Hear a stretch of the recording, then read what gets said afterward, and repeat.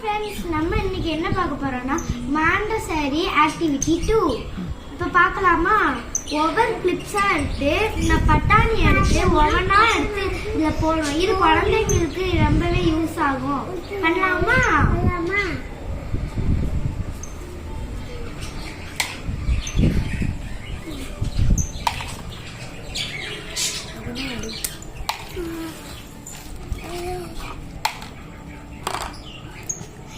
வைக்கக்கூடாது.